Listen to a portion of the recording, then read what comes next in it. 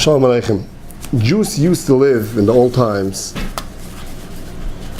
They used to suffer, a lot of suffering was going on. They always used to use humor as an uplifting, to uplift their spirits, to enable them to be happy and continue with life.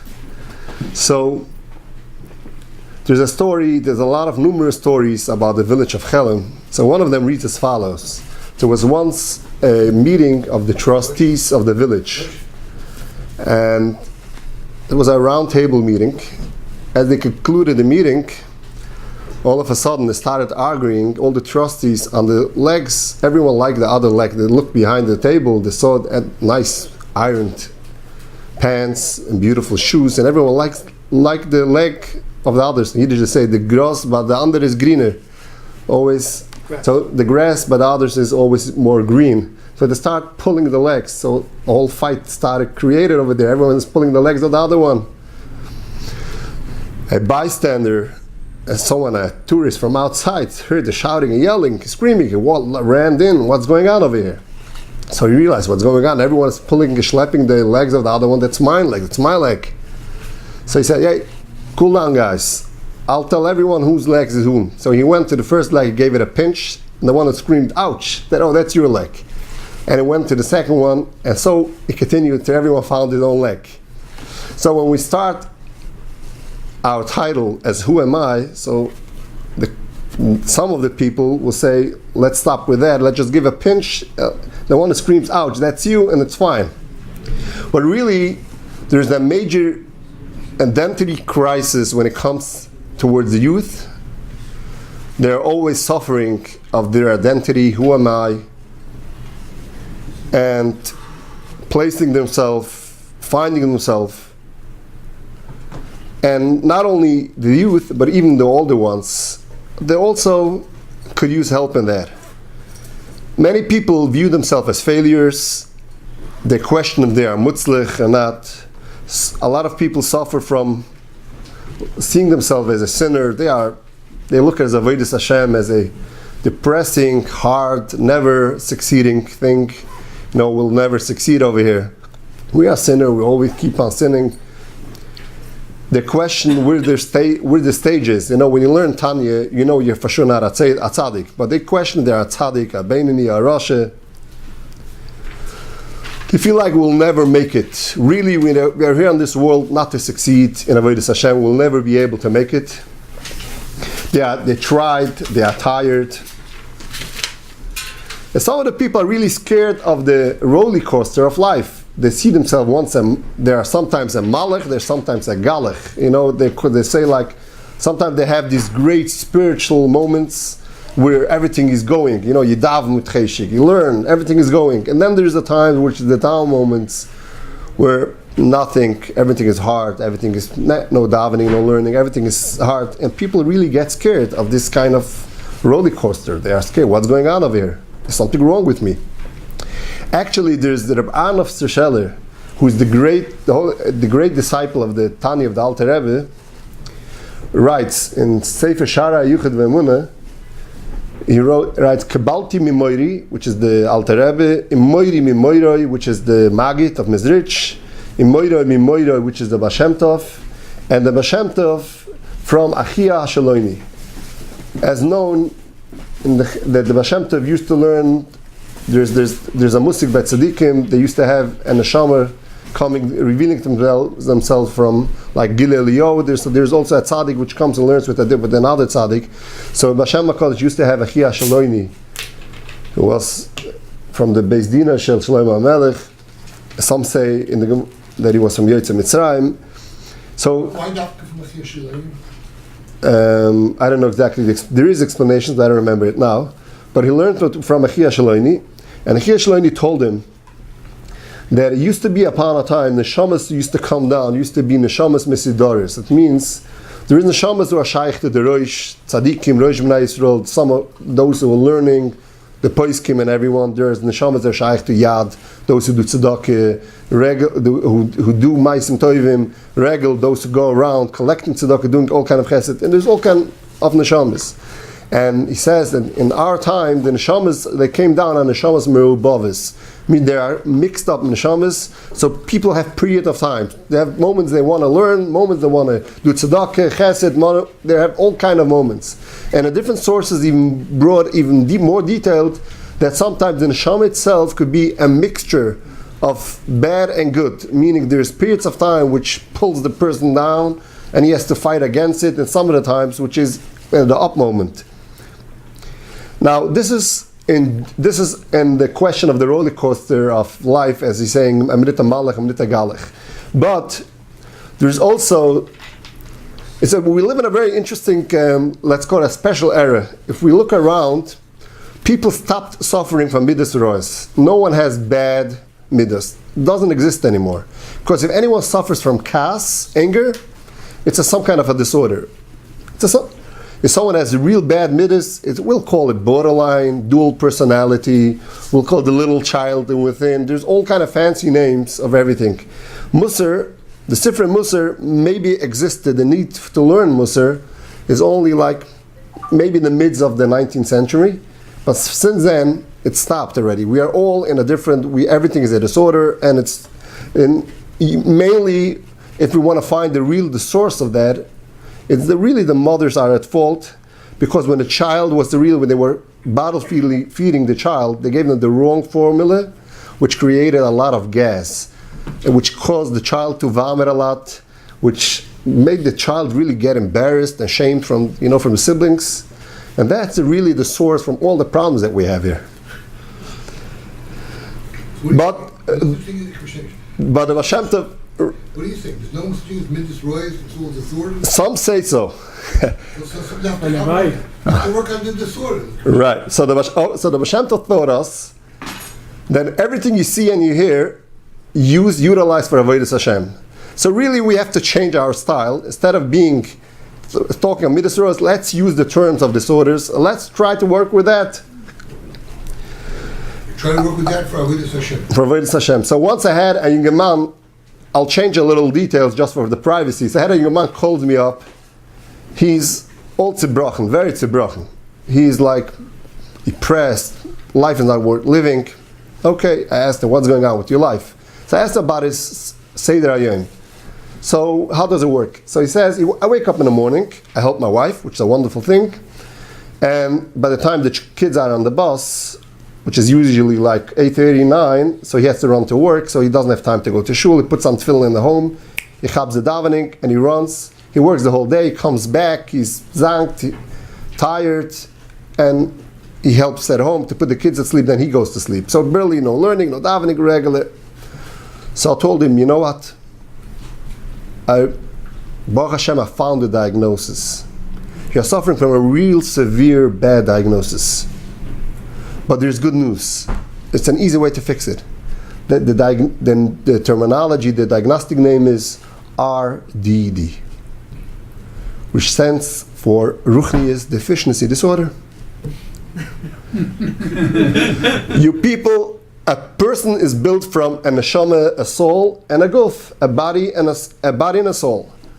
And like the body needs nourishments, the soul also needs nourishments. What happens when a person is hungry? Very easy to get us upset. The same happens, we are uncomfortable, we are anxious, we are like itchy and angry at everyone. The same happens when your neshama, your soul, is hungry, doesn't get its food, the food that it needs for davening, learning, the basic. You don't give it, so that's why you feel life is not worth living, you feel depressed. It's very normal. A friend of mine once was at a convention. You did change? He tried. So a friend of mine was at a convention, and at that convention, Rabbi Dr. A.J. Tversky spoke about the famous 12-step program at recess time. My friend walks over to Dr. A.J. Tversky and asks him, do you have any 12-step program for DCDD? And he looks at him like, he stares at him, what's that? He starts like browsing through the DSM, no such terminology over here. What's that? So he answered, it stands for davening cheshik deficiency disorder. Okay, so AJ Tversky smartly answered, replied right away, if you find one, enroll me, write me in, because I need it also. So, as we go on, there is a word from Rabbi Adenstein Zal said a word, which is a sharp word, I say. He said that most people, we can write the nusach of the Metzaive, the monument, the whole nusach, you can write already by the age of 24, latest. You just have to leave blank the date. That's all, just the date. Because everything basically, people don't change. They've set themselves in a category, that's the way they are, that's where I am, and finish. Here I am, parked. Basically, you're becoming older and older, but basically repeating the same. Now, in order for us not to be in that stage, so let's try to create a model, a therapeutic model. Let's even name it. And let's try to be a little creative and try to move out from this moment, from this category, and try to find ways how really we should find ourselves, who I am, and make meaning of life, meaning of things, which will change our whole way of viewing things. So let's call it CRCD, which will stand for Correcting Ruchni's Cognitive Distortions. So we'll take the sheet, the page over here, which is really, it's a model based, we'll base it on the CBT, and which is cognitive behavior therapy, and ACT. ACT is acceptance commitment therapy, which is, I could call it a very Jewish model. Jews really like it for two reasons. Number one, anything smart is Jewish. Number two is, many points, and the main ideas is already in our Sforim hundreds of years ago. We know when it comes to Pesach, there's 9 mitzvahs that we have to do, which repeats the same message the whole time. It's the mitzvah you have to, all these mitzvahs, and the way you eat, you have to be like a melech, and it repeats 9 mitzvahs. And the chinuch asks, why do we need so many mitzvahs repeating the same point, the same statement? One time is enough. He elaborates at length, and he explains that this question is loy mechachma. It's not a wise question. And I'll teach you something will help you for your whole life. You should know ha'adam nifal kefi pi loisef. A person is being nifal, he's being formed through his actions. His actions has an effect on him in the way he acts. That's the way he's going to perceive himself and see himself. And he explains that even a vicious guy, a rasha, a bad guy, which the melech will force him to be in a position where he has to do good things for people, he will with the time change to be a nice person. And the same will happen in the contrary, in the opposite. If you take a tzaddik, a righteous person, and you'll put him in a position where he has to do bad things for people, he will with the time change. Although he only does it because he's forced. But this is the way people work. If you adam nifal kefi pi loisef. So the action really makes an impression on the person. The way you act, that's the way you're going to perceive yourself. We know the basic yisod, moich shalat alalef. You all join the Shir and Tanya, which is the basis of moich shalat alalef. Your mind over body, mind over emotions, and the way you think, that's the way you will feel things, and you can actually control your emotions. And there's an advanced even trach gut v'tzan gut. What does this mean? This is even advanced. Not only the positive thinking has a positive effect, but actually has the power of turning things over into positivity. So let's get a brief review on the distortions over here, and then we'll start elaborating. Although we won't have enough time to elaborate as needed, as I want, but ten lechacham v'yech kamoit. So we'll review it quickly. So the number one is there's the all or nothing thinking. There's the people who see things there's no gray zone in their life. There's either you do things perfect, or if it's not perfect, it's not worth doing at all. It's like, it's nothing. If it's not perfect, it's nothing. No middle way. No middle way. Overgeneralization, this is when a person sees a single event, a person did a sin, no matter how big the sin is, no matter how big the aver is. But this means if it did it once, I'm always bad. I'm always doing negative things. He sees a single event as an everlasting thing. I always do it bad. Now the third thing is mental filter. Mental filter is something you pick out a single negative detail and dwell on it.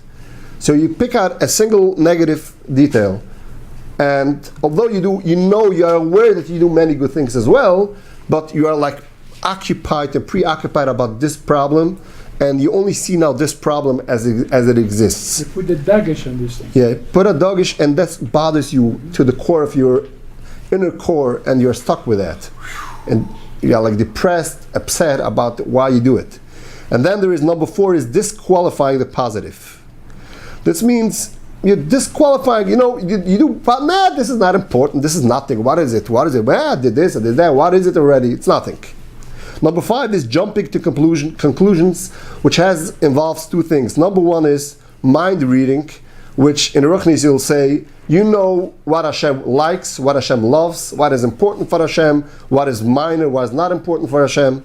And number 2 is the fortune telling error, which stands for you're saying like it's like a prophecy. They call it a prophecy. You know it will always be bad. I'm going to have disgusting life. When it comes to Ruchnis, it's also the same thing. I'll never ever succeed. This is it. And number 6 is magnification or minimization, which is you exaggerate. You take an event and you make it as catastrophic. It's terrible what happened. Or you minimize. So you can minimize a good thing. This is minimal. Or you minimize the importance of something you're doing, even a bad thing. How you call it? A person has a heter meir rabbanim. Why? Over v'shana huter loy. He already did the sin once and twice. This is nothing. Now number 7 is emotional reasoning. So emotional reasoning stands for you feel the way. So if you feel it so it is so. You basically interpret it, whatever you feel, as this is it. So if I feel that I'm bad, I'm bad. If I feel I'm good, I'm good, because I feel so. Number 8 is called the should statement. People have certain expectations. I should have been able to learn 10 blot exactly right after, without any stop. I should be able to sit many hours to learn. I should be able to do this. I should be able to do that. There's the should statements, which really ruins a person. Many people suffer just from the should statements. I should have been done this. I should have done that. There's all kind of expectations. There's all kind of a script that a person writes to himself how things have to be. And if it isn't this way, so he's depressed, he's disappointed. Number 9 is labeling and mislabeling. So that means if a person does something wrong, so I am wrong, instead of saying that this thing was wrong. If you failed something, so I'm a loser, instead of saying that I lost the situation, I lost the opportunity, but not I'm a loser. You label yourself. Number 10 is personalization, some call it blaming, which you take responsibility at things happening which you are not really responsible. And this is not so common when we talk in Ruchnis, but it is common in certain ways, which a person blames himself at things happening in his community because of his sins, and he becomes depressed. He's the cause, and finish. Although a person has to make a cheshbon hanefesh, it's true, but don't take responsibility when you don't know anything. So this is just briefly repeated, and let's start elaborating on all the points and trying to understand it a little better. And let's get why it is distorted. And like this, once we understand why things are distorted, we'll be able to really get a little more insights of Avodas Hashem, what Hashem is really expecting from us. And this will make us much happier, because when we know what we have to do, what is right, what is wrong, and the way we have to really view things, we are not depressed. We know we're doing the right things.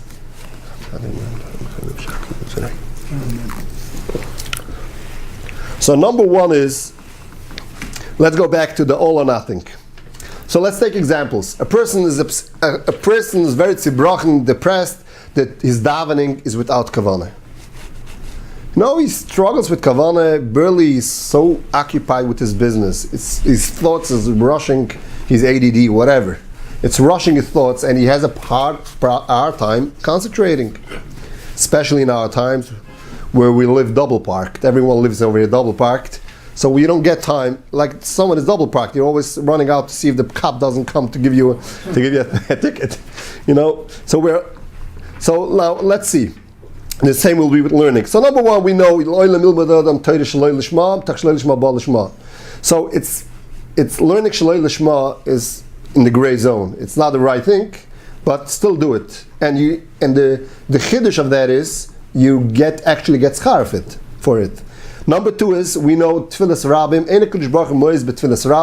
So davening with a minyan, the power of a minyan is, even though your davening is not the way it should be, that's why we daven with a minyan. And a minyan has a different rule of setting. And actually, the Bashem HaKadosh said tefillas mincha is the most beautiful tefillah. Why? Because a person is in the middle of work. He's in the middle of his workforce, and he stops his work, he runs to the minyan, he arrives late, and he chabs the davening because he wants to get to Kedusha. And by the time they finish the davening, he feels horrible, and he gives a krechts, oi.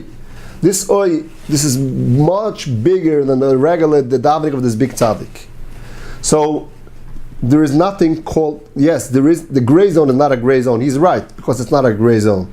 It's really could sometimes be perfect, but it's not to you to judge. And regardless, we just have to do, regardless if we see it as perfect or not, because we don't know the way Hashem views it. And I had a very interesting story, which a relative of mine, a close relative of mine, did a big favor for someone, a mekubal, one of the psychics, they call it. So he has special power, he really has it. It's very interesting, some of the things he knows. So he did him a favor, so he started helping him with his children. Once he calls him up, what's going on with your oldest son? What's going on with davening mincha today? What is going? Okay, so he calls up his son and he asks him, what's going on with mincha? This and this mekubal asked, what's going on with mincha? Oh, so the son replied, oh yeah, I was in yeshiva, I fell asleep before lunchtime and I slept till the night, so I missed mincha. So I repeated the story to a choshev adayin. So he got all like merugish of the story, and he explained, for me it's not a big deal about the mekubal that he was able to see things. What really impressed there is, I know this bacher, I know he would never ever maybe has kavanah of a word. He just blah blah, so you say. And his davening makes an impression b'shamayim that someone is able to see that's missing over here at tefillah. Wow. So you see the power of each and every tefillah. Is Rabbi Pinto? No, someone else. Now let's go to the second point. The second point is overgeneralization. So you see a single negative event as a never-ending pattern of defeat, which means like this: you see an aveira, right? So a person did an aveira. He's so upset. He said, I'm not successful, I'll never succeed. I had once, a bacher calls me up, I'm done. I'm not doing anything good. I'm a total disaster. I'm not doing anything good. So I asked him, can you tell me what you did in the morning? Did you woke up? Yeah, of course. You said Moidani? Yeah, sure. You washed Nagelwasser? Yeah, you washed. And you went to the bathroom for Chonef at Tefillah. You said Ashiyotzar. You said Berksatoyre. Yeah, you davened. You put on Tefillah. Yeah, davened. You have tzitzis also. You have a kippah as well. You have payas. And you don't trim. You don't cut off. You don't razor your beard. So you know how many mitzvahs you do what a goy doesn't do, and you actually ate kosher. So you are actually every minute you have a tzitzis on. You do a mitzvah. You have the kippah, the yarmulke, malchus shamayim. You eat kosher. You don't do the aveiros that the goyim do, although you have your challenges. You know you're full of mitzvahs. So what are you saying? You're a total disaster.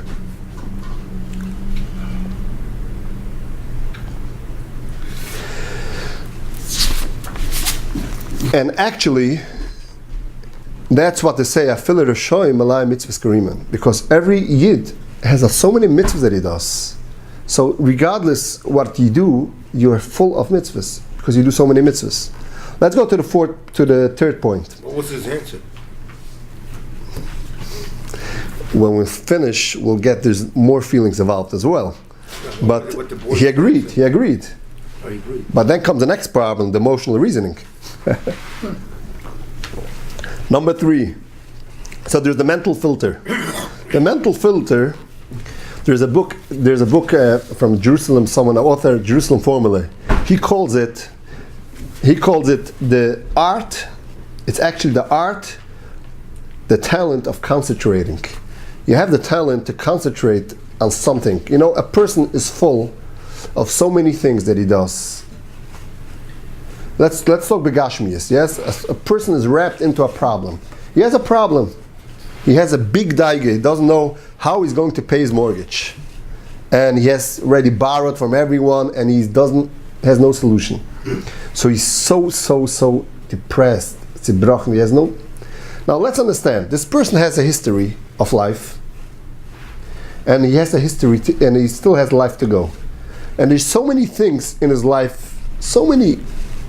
Start from cheder, yeshiva, successes, and so many things in his life, and so many things which will happen, grandchildren, and everything will. And he dwells on this particular point as this is it, and he's like stuck in it, and nothing exists. So really he should, he deserves a award of being able to concentrate so good. He's able to concentrate on one thing the whole time. This is the only thing that exists here. So the same is when it comes to ruchnius, it will be the same thing. You take a mental, you pull out, you filter a single negative detail, and you dwell on this problem. Oh, I have this issue, I have this challenge. Yes, a person has a challenge. Sometimes people have challenges. Rabbi Anklina said, if a person doesn't have the ability from the biggest avera to jump to the biggest avera, he didn't even touch the klamka of Chassidus, the doorknob of Chassidus. A person there's so many things in your life. Why do you dwell on one thing? This is what it is, and this is what your whole day is about. Number 4. And let's add another point to that also. You are also able, when you daven, the Alter Rebbe writes in a Geras Teshuvah, Teshuvah is so easy. You just say, Slach lanu, Hashem forgive me. This is what Teshuvah is all about. Just return. And not only this, you have the ability of asking Hashem, Hachzireinu b'shuva shleim lefanecha. So not only you have the challenges, but you actually ask Hashem, help me. I shouldn't repeat it.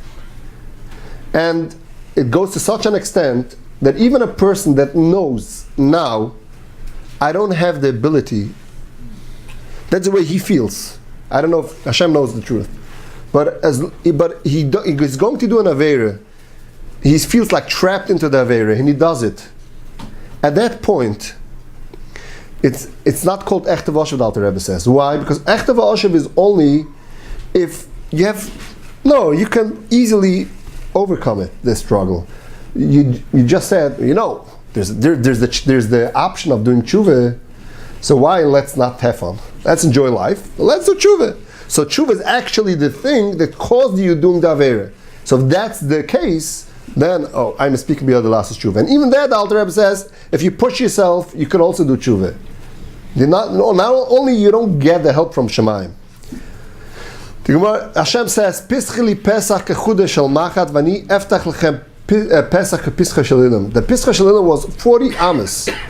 It's humongous. It's like 80 feet, the width. And you're opening a little gesture, a little opening, as thin as a needle. It's enough. You have a little, you say, Hashem help me. It's enough. So teshuvah is so easy. So even if a person did the biggest avera, let's say it was the mamish the biggest avera, but it's so easy to do teshuvah. So why dwell on it? Move on. You feel embarrassed. There's the story from the ones that Kedushas Levi said, the Heilige Rabbi Yitzchak Badisheva said, Look at the angels that are created from the Averis, from the Goyim. They are healthy, strong angels. Look at the angels from the Yiddish Averis. They are poor. Why? Because right after Avera, a Jew feels bad. He doesn't feel happy. B'shas the Avera, he's like trapped, but later on he's tzibrochen, he feels miserable. And this really kills the angel. So Jews have so many opportunities. It's so easy to do tshuva. So why the well on the negative event? There's even, if we may go one little point higher than that even, some of the times, the Divrei Cheskel says, actually Yosef, by the time Yaakovini passed away, the stalkers of Yaakov, the Shvatim got scared. Oh, now's the time that Yosef will retaliate. So they came in Enel Avodim. So what did Yosef say? Atem chashaftem l'ra, but Elokim chashava l'toive. So what did Yosef say? So the Shini Verov, the Recheskel, son of the sons of Rav, says, some of the times Hashem takes away the bechira of the person because he wants something to happen. He wanted Yosef to be in Mitzrayim. Elokim chashava l'toive was Hashem planned it out, but now you still have the bechira. Your bechira now is don't stay in the mud. Get out of it. Don't stay in what? In the mud. Mud? Mud, yeah. You're in the blood. In the blotte. Month. So just get out of it. Sometimes the bechira is the point of getting out, not the point of getting in. We don't know when, so it's up to Hashem. But we have to do what we have to do. We always have to do tshuva because this is what Hashem wants. Return. Once a bocher calls me up. Finish. I give up. Finish. I give up. I tried. Doesn't work. There was no one to talk to.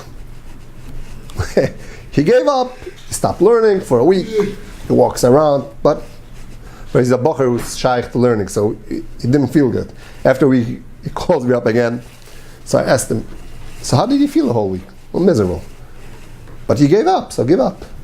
Yeah, but Gave up about what? About learning, about davening. It's nothing. He's not succeeding. Finish. After derech. He gave up, but he's heartbroken. He tries. He has challenges. He struggles, and he gets disappointed. Although you give him the chizik, you want to give me chizik, and all these kind. No, I don't want to give you chizik. It's just a fact. I'm not giving you any chizik. This is what it is. This is the way the game works. But he's stuck. No one to talk to. Some of the time you have to leave the person for a while. Anyway, after a week he calls me up. So I asked, how did it feel? Yeah, it didn't feel good, but still, no point. I asked him, does your mother have a cleaning lady? Yeah, of course. What happens if the cleaning lady, incidentally, she breaks a window while cleaning, washing the window? So the window breaks, and she gets really, really embarrassed, heartbroken. She sits down, finish, I'm giving up. I'm not cleaning anymore the apartment. Because I did such a horrible thing, such a terrible thing, I broke the window. Does she make sense to you? No. He said no. Clean it up and continue. So that's the same with you. Clean it up and continue. Return and finish. Let's go to the fourth point. So there's the next point is disqualifying the positive, which is, we can call it a terrible thing. You actually take a mitzvah, it's nothing. The Kedushas Levi in the week of Ekev, Rabbi Yitzchak of Baditchev says, he called it he called in Yiddish the sharpste Werte. The what? The sharpste Werte. The sharp, yeah. It says, if a person says, what is my maisim in the Dibra Maskal Ato Yisrael, in Parshas Ekev, he says, if a person says, what is my maisim worth, he calls it Zehu Kfire. Kfire. That's the word that he calls it. It's a very, for Kedushas Levi, he sees everything in a positive light. Here he fires. Saying that Hashem continues. Hashem is Mekabel Tanik of the Maisim of everyone. Everyone gives such a tainik, such a nachas ruch for the Eibishter. The Moranaim says, the Nachum of Chernobyl, who was the father of the Chernobyl square dynasty. He was a Talmud, the oldest Talmud of the Maggid of Mezrich, and it was still at the Baal Shem Tov. So he says that from every person Hashem gets tainik, even from a Rasha, a Yisroel God. That's his words. Even if a big Rasha. And if someone takes, why? Because every Rosh is Malay Mitzvahs Kareem. And we're talking about someone who knows that he's a Jew, he does a little mitzvahs, but they're real Rosh. And someone who talks, in Parshas Mitzvah says, someone who talks Lashon Hara and a Rosh, he's Mahapich from Hashem, from Oinik to Nega. That's why he gets in the Goyim. So you see the way the Baal Shem Tov viewed every Jew, every Yid, every mitzvah. Hashem has such a nachas from him, even though he's a Rasha. But so there's a lacha, there's a lacha. Only a mumel lachas. That's the only time. Only what? Only a mumel lachas. Deliberate. In Parshas Vayikra it says, and no, a person could be a Rasha. Even if it's not lachis, no lahachis is only a certain averus. Not on everything you can say. And a person can do things l'tayavin is also a rasha. Is a rasha, of course. No. You think now you can't. Why not? Okay, I'll show you. You can only talk. Okay, I'll show you. The Tanya also says it, and we'll continue. Okay, the Moranaim says Pashas V'Yikra. To every Yid Hashem talks, and that's the Hirer Teshuvah that a person has, and repeats it in many seders. That the Hirer Teshuvah that a person gets every day is because Hashem is talking to him. And he continues in Parshas Pinchas, and at the same point is brought in different parshas also. He brings from Hashem HaKadosh. Mashgiach min hachalonos meitzitz min hacharakim. So it says, a Rasha, sometimes when he goes in a closed room, he wants to do an Aveira. We talk about a big Aveira. He wants to go, and all of a sudden he feels someone looks at him. This is Hashem who is now looking at him and tries to be mashpia on him to withdraw, not to do it. I had a very interesting story. I learned the shtickle of Parshas Pinchas in the same week. I was sitting in dinner in Williamsburg in the Besmedish. I was learning with Chavrusa, and a good friend of mine walks in. It was at nighttime, in the middle, like after 9 o'clock. So, Mayor, I have to tell you something. I'm coming now from Grand Street. If you know Williamsburg Grand Street, there's a waterfront over there. So he said there's a bocher lives in north of Williamsburg, which unfortunately was a Panovitcher from Panovich, and they went over the derech total. And there's a few Williamsburg, Light that they pull him a little, they pull him to schmooze, and if I bring with him a little at the Grand Street, at the water here and there, they want to be mekarvim a little. He's in the 40s, he's dropped everything, nothing. And he has this guy, how you call it, the Rogans, he never ever will pick up a phone and call us, let's come out, let's walk, let's go. We always call him. Today, he called me up. He wants to go to Grand Street. I was shocked. Okay, I said, okay, right away, what's going on? Something is going on there. So we went to Grand Street to the waterfront, and he sits there immersed in his thoughts. He's all depressed. So I asked him, what's going on? What happened? So he said, listen, I was able to kill my Jewish guilty conscience. I don't have any guilty conscience of doing anything. I can do whatever I want. Forget about eating in kippah, do biggest affairs, nothing ever budges. I'm total, my conscience is killed at all. It says, today in the morning, I woke up 6 o'clock and I started walking my dogs. And I saw, a woman coming out from a bar. And it started talking to the woman. All of a sudden, I start feeling like people are around him. From all the windows, people are staring and looking at him. You, what kind of person are you? Such a low life. This is what you want to go do. And I picked myself up, I dropped the woman, I ran home with my dogs. And I can't get to myself. What happened with me? Unfortunately, this bacher, instead of getting the hitter Teshuvah, he's like all depressed. What happened with him? All of a sudden, his Jewish guilt is back. What happened there? So I stood up, I took out the Maranayim, showed him inside. You see what happened?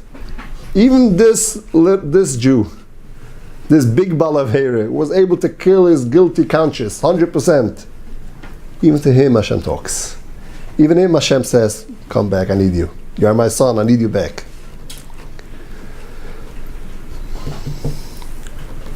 Let's move on to the fifth one. So the fifth one is jumping to conclusions.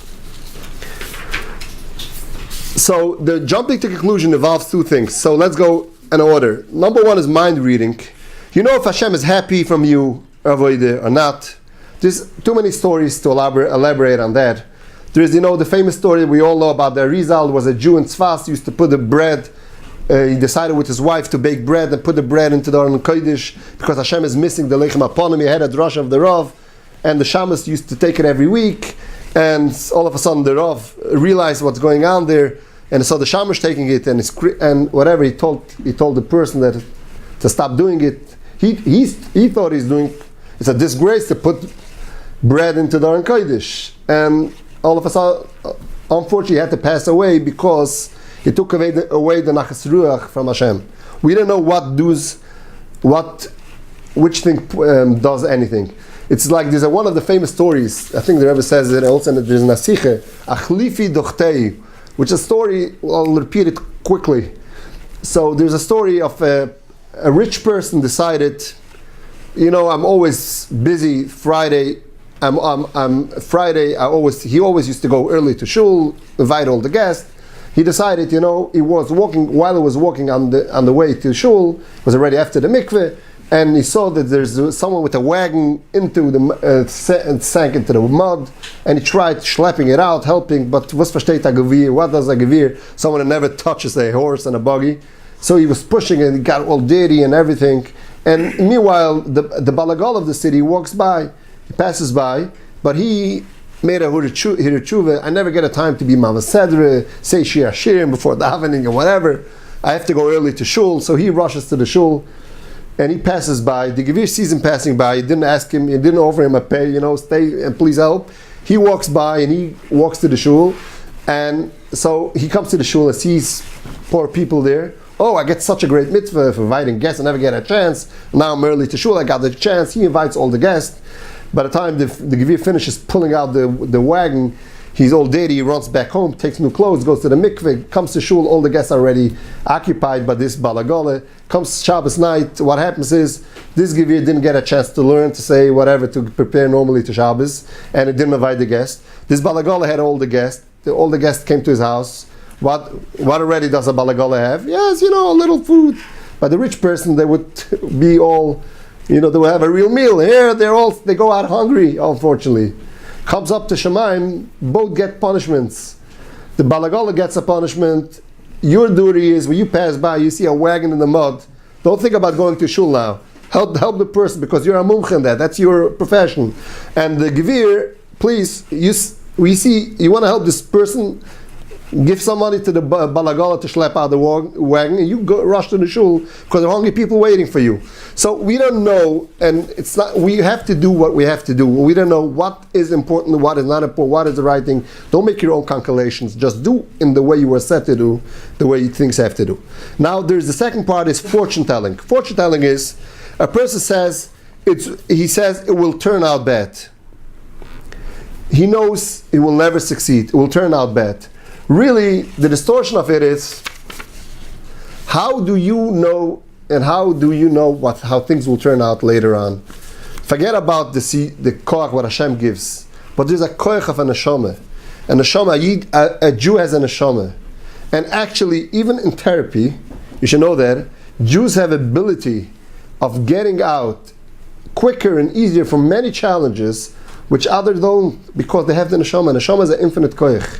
You just fire up the neshama, just give it fire up rightly, and you're out of it. So how do you know what you could do? And there's the famous story from Elazar ben Dodaya. It didn't leave one zayin of whole Eretz Yisrael who didn't miss. And at the end of the story was, so one of these ladies, how do you call it, teased him, and finally got it what low level he is. So he went out, he cried, and from his teshuvah, he right away died. And a baskal came out, he's Laban Olam Haba. So what happened? So if someone will look at this Elazar ben Nadaya and see how addicted he is, they will call him an addict. Not even a sponsor from the 12-step program will help. Nothing will help. He's such an addict. We just maybe lock him up somewhere. I don't know nothing what to do with him. And he was able to reach the highest levels. And there's actually from the Arizal that he got, I think from the Arizal from the Ramapano, I'm not sure, that he actually got the whole Torah from B'yochanan Kohen Gadol was after the 80 years became a tzedeki. So he got his Torah, whatever this. So he got his Olam Haba. So you don't know anything, how things will turn out and how things will happen. Number 6. Let's go to magnification or minimization. So what happens is you exaggerate things. You make things very big. You make things very small.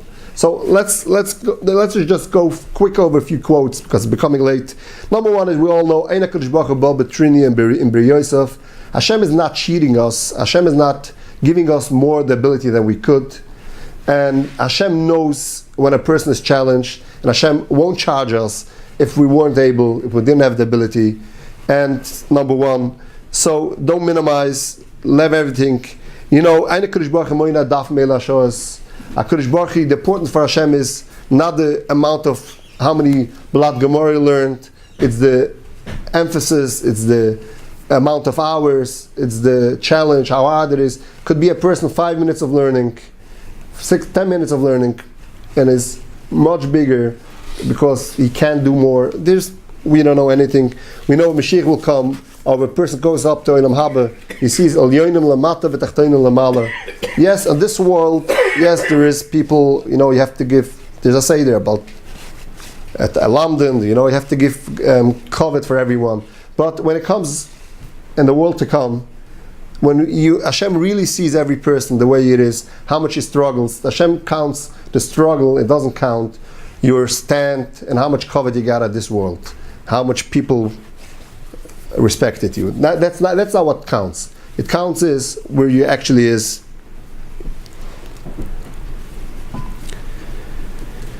So actually, when we want to magnify or we want to minimize certain things, we want to do it. We have to know we don't know anything. Don't magnify. Don't make things bigger. Things are the way they are. Don't minimize it. We don't know. And actually, magnification and minimization is left for Hashem. He's actually seeing the inner insights of every person. Number 7. Number 7 is emotional reasoning.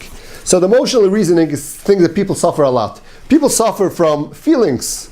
I feel this way, so it is so. I feel great about it, so then it's definitely good. I feel horrible about it, and then it's nothing.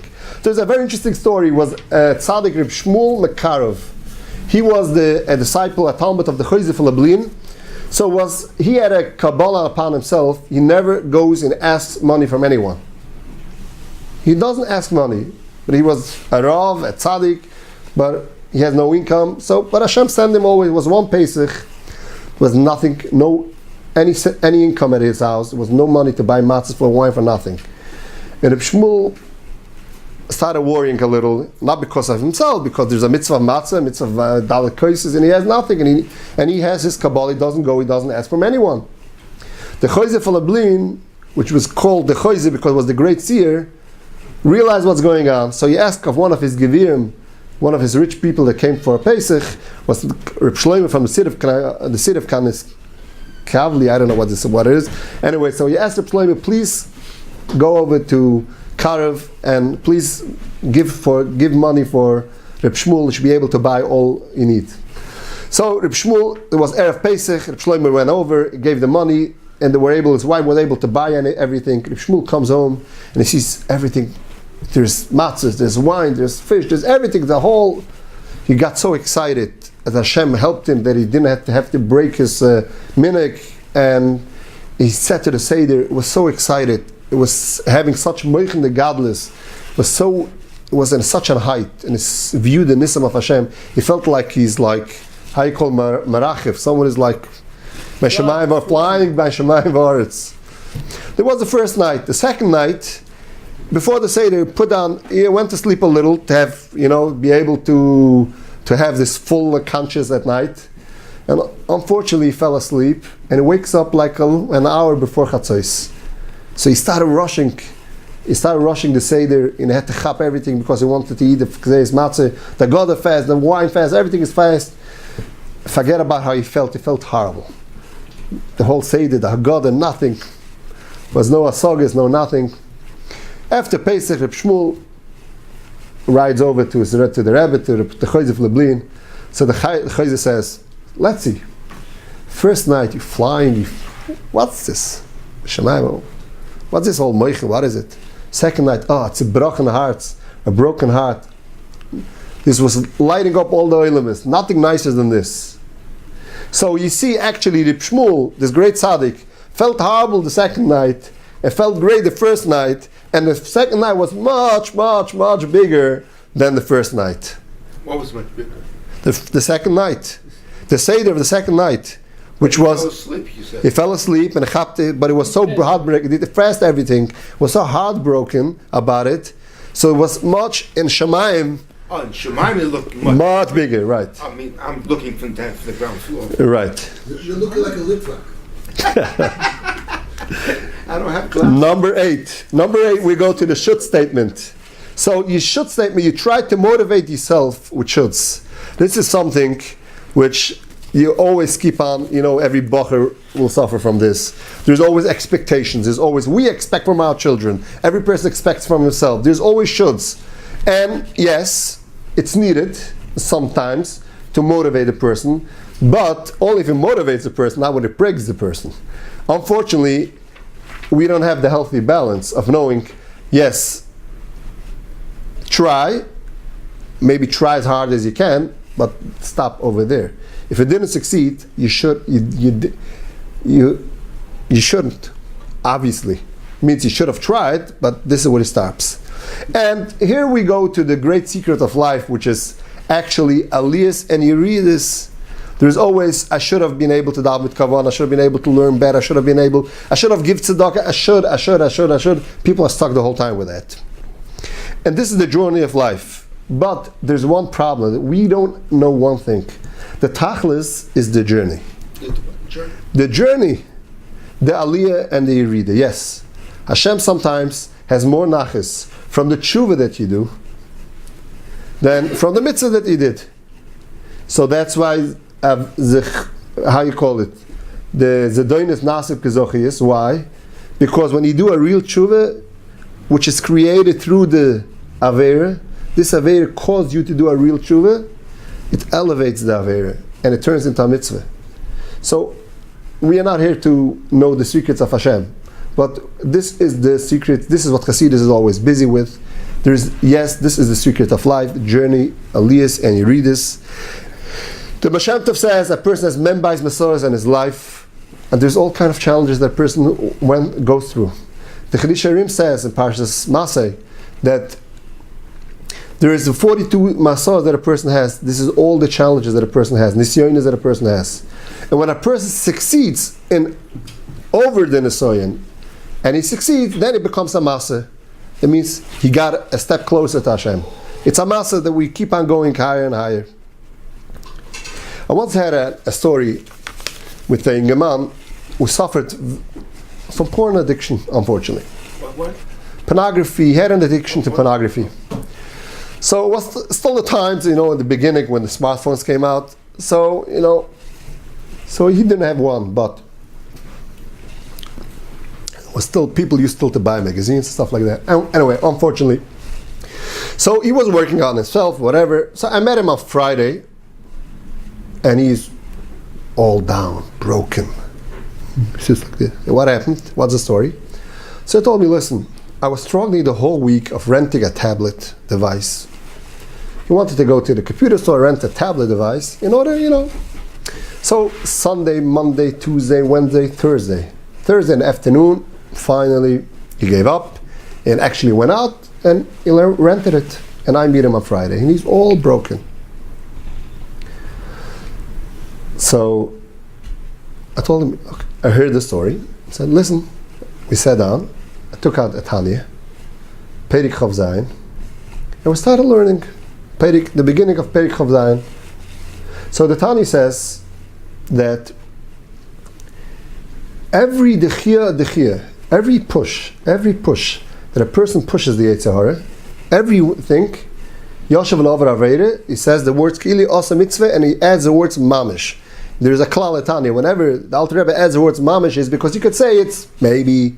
No, that's why he adds the word mamish. That it is 100. It is so. So every time, and he continues on the next omelet, that actually, every push that you push the Yetzer Hara, is talik yikra the kitchebrichi. It says that the Yetzer Hara here gets whatever squeezed. Is kafi tzitakel amata, is kafi kidin laela.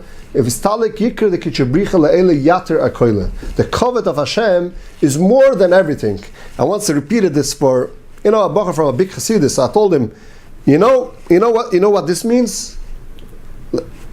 Let's use a little imagination. So you're standing at a tish from your Rabbi. You have the thousands of chassidim all the side, and Shabbos night singing Kol Mekadesh with great tislahavas. Your challenge that you overcome now is more than everything. More than this whole tish, all the chassidim. Yater HaKoyle, that's what the Zohar says. That's the Lashon HaZohar. Yater HaKoyle. So let's go back. So I told him, so let's understand what's going on here. I told him, we are all influenced by the business world. So we view Avodas Hashem as a business. We don't understand the significance of the journey. We don't understand, we view business as a person works on a deal. So he works for months on a deal. If unfortunately the deal doesn't work out, so months of work went down the drain. But here every little moment is the tachlis. So let's understand what happened. Sunday, the whole day, every time you had a challenge, you overcame it, you actually did a mitzvah. So like you shakled lulav, whatever, you ate matzah, every minute. Every time you had the challenge, you said no. So was whole Monday, so was whole Tuesday, so was Wednesday, and so was Thursday till Thursday evening. So you had hundreds of mitzvahs. Thursday evening, Also it says Yater HaKol, it's more than everything? More than anything. Like the idea of pushing it off. Is that what we're saying? Yeah, I'm saying every challenge. When a person has a challenge and doesn't do it, so this minute, Yater HaKoyle. You had a challenge, you didn't do it. What happened Thursday night? You did an Aveira. So do Teshuvah. This book banged down the table and it jumped up. It's not actually a book, why did never anyone tell me this my whole life?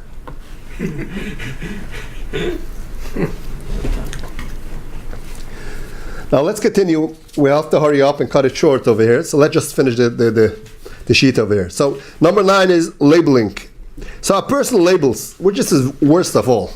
A person says, I'm a sinner, I don't know, whatever the person says on part of himself, I'm nothing, I'm worthless, I'm failure, complete failure, all those things. Which this is actually all against what we are talking, we continuously talking now. You are a son of HaKadosh Baruch Hu, Hashem who needs you, Hashem who wants you, Hashem who keeps on talking to you. And actually, even when you are in prison, you are still a Ben Akshel HaKadosh Baruch Hu. Even when you have your challenges, you fail, you are still Hashem HaKadosh Baruch Hu. You are a son of HaKadosh Baruch Hu. I was once, but it was a Malav Malke, which is a very interesting point. It was the Malav Malke over here, Malav Malke, there was a shliach from Eilat. Repeated a story of someone from Eslana Machosit, who used to live in Old City, Yerushalayim, And he used to do the Shabbos meals with this, with his college students. He used to hunt. He was a great hunter. He was a Shabbos hunter. He used to go around every Friday night at the Koisel and hunt people. And a lot of people became Balchuvas from his Shabbos Sudas. So he told the Shliach that he was once by over here by the Bavchi Rebbe, by the Rabbi, and the Rabbi asked, what's your beschäftigung, what are you doing? He says, I'm oisik in Kiruv Rechoikim. So the Rebbe said, we don't call it so, we call it v'hafta, you're oisik in v'hafta l'rachek kamecha. Because who knows by Hashem who is the Rachek and who is Karev? Okay, number 10 is, number 10 is personalization, which is you blame yourself, it's not you. Okay, this is like beyond us. Some people suffer from it. Yeah, they'll blame themselves. They are the cause for certain problems, but it's stupidity. You don't know what's going on in Shemaim. You don't know why and what is for Shemaim. Yes, every person has to make a cheshbon hanefesh when there's a tragedy in this community. Yes, make a cheshbon hanefesh. Correct yourself as much as you could, but you don't know who's the cause for what. And I'll add another one, and let's stop with that one. We say, but the Chelbana was between the Samanim and the Ketariah was the Chelbana. Chelbana is the 11th one. So we always when we used to be kids, we always counted, from Minyan. Oh, the one that came the 11th. Oh, yeah, the Chelbana. So we could say maybe the worst of all is it's now Erev Rosh Chodesh Elul, and we're going to enter the great days of him, which is called Yemei Rachamim Vaslichas. I remember being in yeshiva.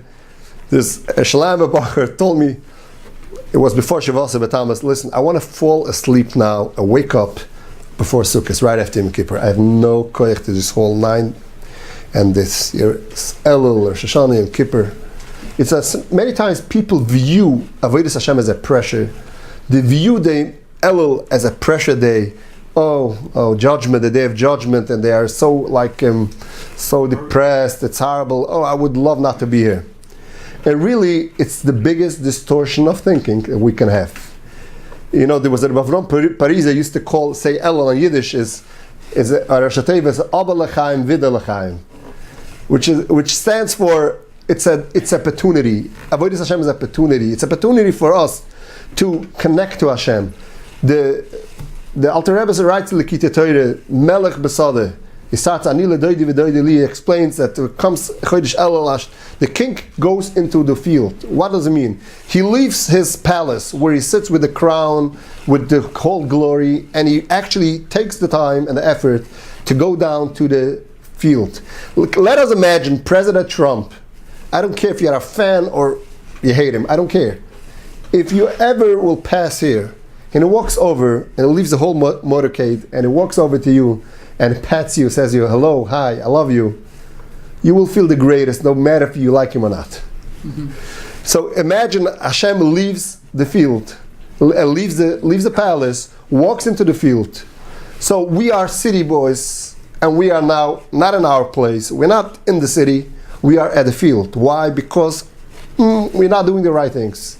We're actually leaving our place. And Hashem takes the time and the effort, and it comes to us, and He comes to us to wake us up. He loves us. It shows the importance and the significance of us. He gives us the chances. He constantly keeps on giving the chances. And we should all be, we shall fall for love for Hashem when we see how much opportunities, and as much as He wants us, as much as He loves us. So it's our opportunity, so let's grab the moment. As I say, we have 29 days now, which will come now, Elul, which is the days, which is the Aram Miklet, which is also Inal Yadav V'Sam Telach. So to say over in Musicha that Inal Yadav V'Sam Telach, which is actually the opportunity, we should grab the moment, seize the moment, let's immerse in Torah, let's immerse in Avodas Hashem. And there is one thing we have to do, we have to commit ourselves. So there's special help from Hashem, but we also have to use commitment. Because in every year to add on another point, because the power of commitment is, even if you're still stuck in the distortions, since you are committed, you'll do it. Atzlocha Rabbi. Thank you. Very